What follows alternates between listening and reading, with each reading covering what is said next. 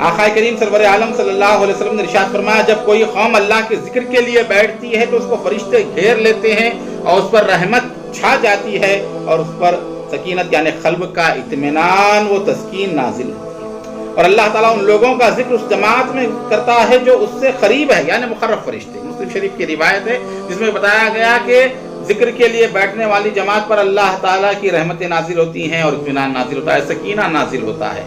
अब सकीना क्या है? अल्लाह की रहमत है, या मौला अली मुर्तज़ा शेर खुदा करम अल्लाह ताला वजूद करीम के कौल के मुताबिक रहमत के वो पानी हैं जो फरिश्ते जन्नत से लाते हैं और अहले जिक्र के ऊपर डाल देते हैं, जिसकी वो ठंडक अपने सीनों पर या अपनी पुष्ट पर या अपने कांधों पर वगैरह जो है महसूस करते हैं जिक्र के वक्त। तो वो सकीना है जो अल्लाह की तरफ से नाजिल होता है अहले जिक्र के लिए। तो अंदाजा लगाएं कि अल्लाह की रहमत को हासिल करने का अहम तरीन जरिया अल्लाह का जिक्र है, जिक्र की महाफिल है, जिक्र के मजालिस हैं, जिक्र के हल्के हैं। और फरमाया अल्लाह के फरिश्तों की एक जमात है जो रास्ते में जिक्र इलाही करने वालों को तलाश करती है, उन लोगों को ढूंढते हैं जो अल्लाह का जिक्र करने वाले हैं। अंदाजा लगाएं जाकिरीन की अजमत क्या है, जाकिरीन की फजीलत क्या है। अल्लाह के फरिश्ते जिन्हें के वो जाकिरीन का मुकाम व मर्तबा है। बस जब किसी जगह जिक्र इलाही करने वालों को पा लेते हैं, अपने साथियों से पुकार कर कहते हैं कि अपने मकसद की तरफ आओ, यानी जिक्र इलाही सुनने और जिक्र इलाही करने वालों से मिलने के लिए आओ। सुनने के लिए भी आओ और उनसे मिलने के लिए भी आओ। जो जिक्र किया जा रहा है उसको सुनो और जो जिक्र करने वाले हैं उनसे मिलो। और उसके बाद आका करीम सरवर आलम सल्लल्लाहु अलैहि वसल्लम ने फरमाया, बस फरिश्ते आ जाते हैं और जिक्र इलाही करने वालों को अपने परों से ढांक लेते हैं और दुनिया के आसमान तक फैल जाते हैं, यानी जमीन से आसमान तक फरिश्ते जो है फैल जाते हैं, उस मजलिस में ढांप लेते हैं। नबी करीम सल्लल्लाहु अलैहि वसल्लम ने फरमाया कि जब फरिश्ते वापस जाते हैं हालांकि वो उनसे ज्यादा अपने बंदों के हाल से वाकिफ है, बाखबर है, और कहते हैं मेरे बंदे क्या कर रहे थे। फरिश्ते कहते हैं मौला तेरी पाकी बयान कर रहे थे और अजमत के साथ तुझे पुकार रहे थे, तुझको याद कर रहे थे। फिर अल्लाह ताला फरिश्तों से पूछता है क्या उन्होंने मुझे देखा है? फरिश्ते कहते हैं कसम है अल्लाह की उन्होंने तुझे नहीं देखा। अल्लाह ताला कहता है अगर वो मुझे देख लेते तो उनका क्या हाल होता। अल्लाह पर अंदाजा लगाएं, दीदार हक अगर नसीब हो जाता तो उन लोगों का क्या हाल होता, जिक्र करने वालों का। फरिश्ते कहते हैं अगर वो तुझे देख लेते तो तेरी इबादत और ज्यादा करते, कसरत से इबादत किया करते और बहुत ज्यादा तेरी पाकी का जिक्र करते और बहुत ज्यादा तेरी बुजुर्गी बयान करते। फिर अल्लाह पूछता है वो मुझसे क्या मांगते हैं, क्या सवाल करते हैं। फरिश्ते कहते हैं कि वो तुझसे जन्नत मांगते हैं। अल्लाह पूछता है क्या उन्होंने जन्नत को देखा है? फरिश्ते कहते हैं नहीं, अल्लाह की कसम है रब उन्होंने जन्नत को नहीं देखा। अल्लाह कहता है अगर वो जन्नत को देख लेते तो उनका क्या हाल होता।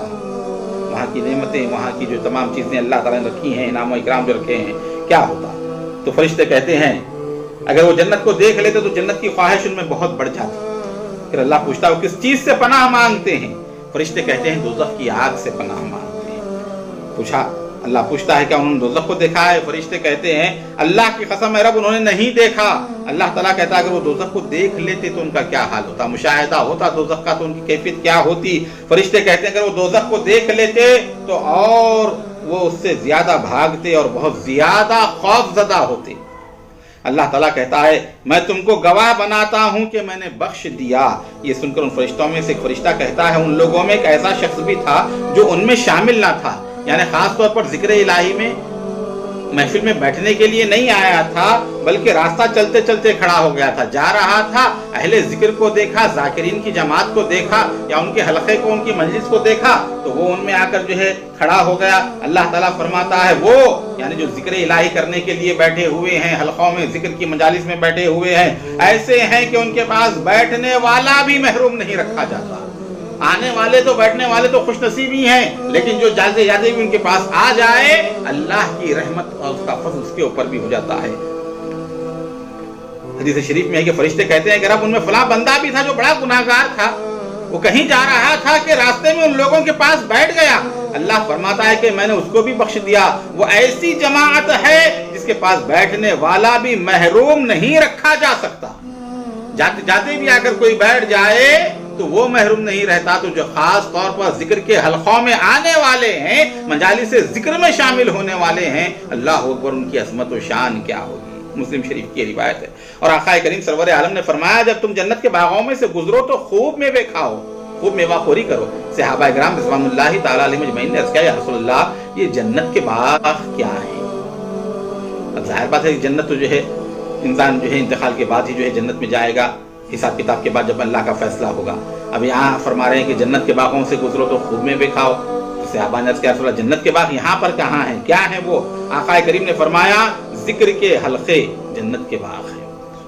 ترمذی شریف کی یہ روایت ہے۔ تو اندازہ لگائیں یعنی جو ذکر کے حلقوں میں آ گیا تو گویا وہ دنیا ہی میں جنت کے باغ میں آ گیا۔ یہ ذکر کی مجلسیں وہ ہیں کہ رہنے والے تو دنیا میں رہتے ہیں لیکن ان کی برکتیں، ان کی عظمتیں، ان کی بلندیوں کا یہ عالم ہے کہ یہ جنت کے باغ